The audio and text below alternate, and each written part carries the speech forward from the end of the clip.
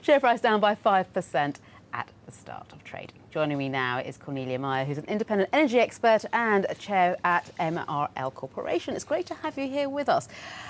Interesting, isn't it? The oil price is up, the gas price is up, yet Shell's earnings are down like this. Can it really blame this on Nigeria? Is there more going on? But if you compare it to this quarter a year ago, the oil price is actually down. So we had, if you look at, it's about 20% down from this comparable a year ago. So the oil price for the quarter on an average basis is down. So that's one thing.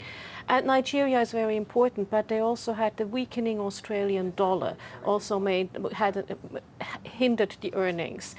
And they also had to take some impairment on shale gas assets in the US. So it's a mixed picture, but the whammy is Nigeria. I mean, the shale gas assets is interesting as well. As you say, they've had to write down there.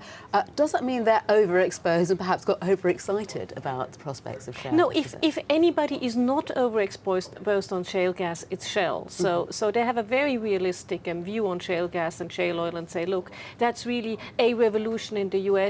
Where it's going to land in the rest of the world, we'll have to see.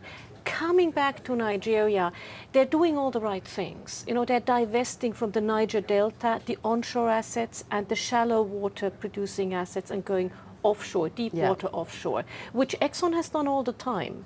So Exxon had over the last 5 years 3 attacks on its facilities. Shell had over the last 5 years 1,000 attacks. That sort of gives you a view on how much better off you are in Nigeria when you're in ultra deep water offshore.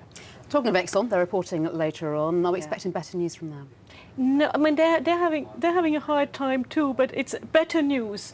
Exxon is steady as they go. They never surprise you too much. I think they're going to be maybe 2-3% down over guidance, but not much more. Cornelia, great to speak to you. Thanks for joining us at Sky News. Thank you. And meanwhile, elsewhere, the manufacturing sector is actually shifting up a gear. The latest purchasing managers